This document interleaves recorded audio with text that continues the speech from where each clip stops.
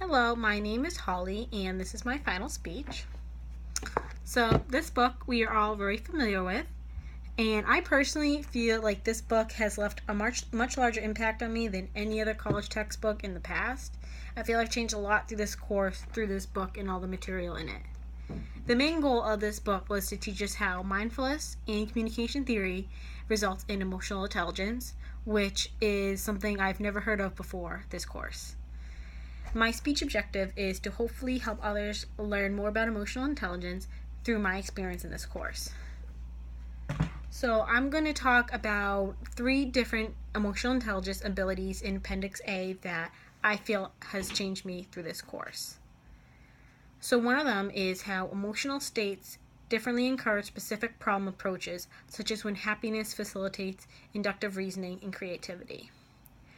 I feel I become very aware of this topic throughout the course. When I'm stressed, I tend to rush things and not pay attention or even care very much. I've recently become aware of how I tend to speed when I feel rushed, and even when I'm speeding, I might still feel like I'm going slow.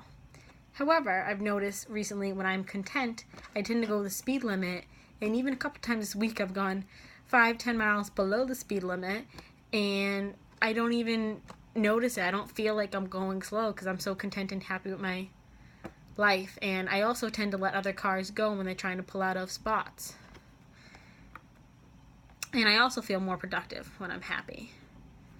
Another EI ability from Appendix A that I have changed throughout this course with is the ability to reflectively engage or detach from an emotion depending on its judged informativeness or utility. So I've recently become aware of how sometimes I may not be sympathetic to people when they need it.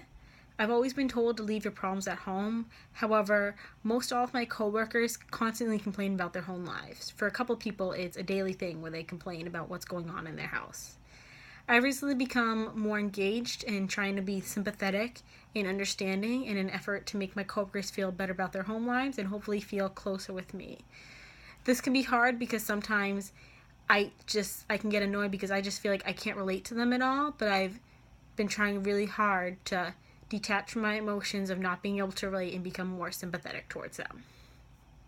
A third EI ability from Appendix A that I have changed throughout this course with is the ability to express emotions accurately and to express needs related to those feelings. I've always kept emotions to myself, which leads me to not accurately expressing my feelings at times. I often tend to hide my emotions because I don't want to upset others.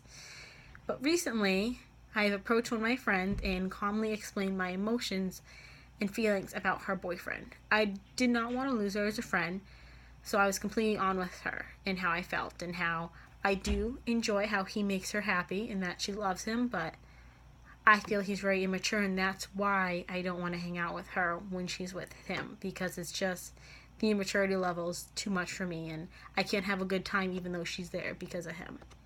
And she was very appreciative of that. And then I've also recently begun to approach my family members with my feelings about things that bother me in the house, which I've kept silent about. One of which is leaving the cap to the saline bottle off. Because we all wear contacts in my house, and it just grosses me out how they just leave the cap off to the bottle, because that can just lead to many bacteria entering the bottle. And I've heard horror stories about eye infections, and I've seen a lot of eye infections by working at a veterinary clinic, so I just want to avoid that.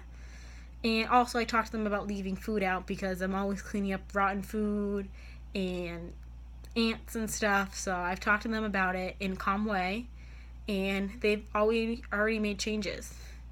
And I feel like my relationships have improved by being open and more straightforward with my emotions instead of hiding them.